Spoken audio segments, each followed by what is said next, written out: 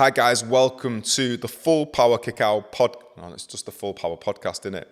Hi guys, welcome to the Full Power podcast bonus content for all you guys who subscribe. This is exclusive content just for you guys, so nobody else gets to see this. Is just on YouTube. So thank you for subscribing and thank you for all your support. It is really, really appreciated. Keep sharing the podcast, keep telling people about the podcast, and keep getting people to subscribe so they can get this extra little bit of content and this extra little insight into the guests that we're interviewing. Hope you enjoy it. Let us know how it's going and let us know who else you want to get on the podcast. That would be amazing.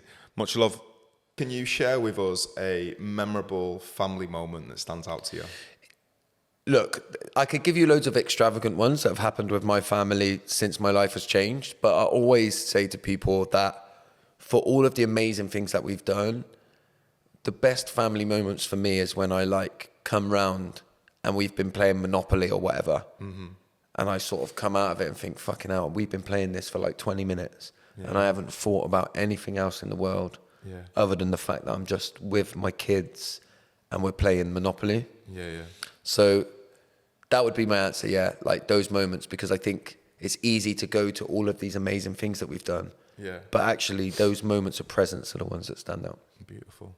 It's well better than Will Smith's answer, because Will Smith is I was just trying to figure out how to beat all my kids and my wife. Have you not listened to his book? No. Oh man, she goes crazy at him. She kills him because he's she's got Christmas Eve, they're playing Monopoly and he's got her out of the game straight away. She goes to bed, she went, you just ruined Christmas Eve. He's like, no, I'm gonna win. You mean beat them at Monopoly? I fucking misunderstood when you first said it. No. What did you think he was beating him? Well, fucking hell, this it's took a New turn. Year's, Christmas Eve, I gotta beat my kids. Fuck, we are getting cancelled after this goes out. You've not been good this year. So Josh, can you give us one key influence from your early days that really shaped you into the beautiful human being that you are now?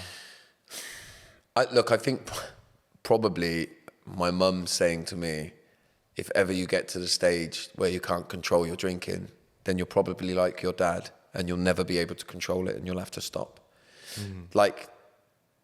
That was probably one of the reasons why I stopped when I did. My mum bred that into me so strongly that I always knew that when I reached that road, I'd have to stop. And I think maybe that plays a big role in why I stopped so young. Beautiful. Nice. Is there a Will Smith answer to that one? Guru. No, that's a guru moment from your mum, innit? It's like a pearl of wisdom, man. Give us one really prominent conversation from your life that stood out to you. A pearl of wisdom. A pearl of wisdom from a conversation. It's hard, man, because do you know what? I feel like some of my greatest teachers have been people that I haven't met, right? It's through readings or listening to things online and stuff like that. I'll tell you one. So the pub that I used to drink in, the landlord of the pub was a compulsive gambler, and he was 18 months free from gambling. And that day, the last day that I drank, he had a conversation with me when the pub had closed and said, do you think you've got a problem with alcohol? And that was the first time when I sort of said yes with any meaning. And he took me to a AA meeting the next day. The landlord of the pub said it was the worst business decision he ever made. But he took me, So maybe that conversation we had that night. That's a hard decision, man. Yeah. It's a hard decision. Yeah. More beautiful than any financial decision. Yeah, definitely. So in the last 5 years, what's the one thing that you feel like you've gained the most?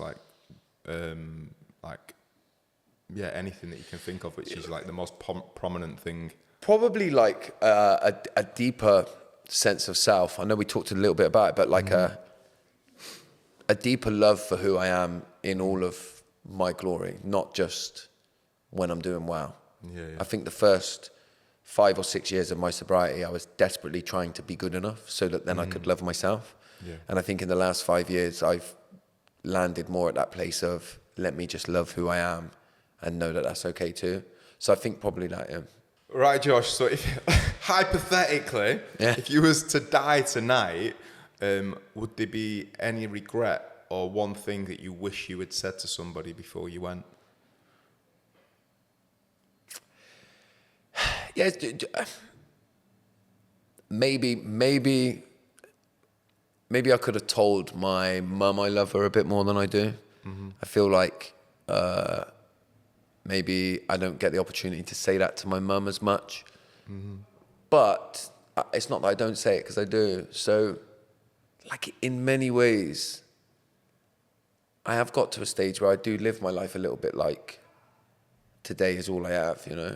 And so I do tell the people that I care about them a lot. I do that. And I do work hard to be loving towards the people that are around me. So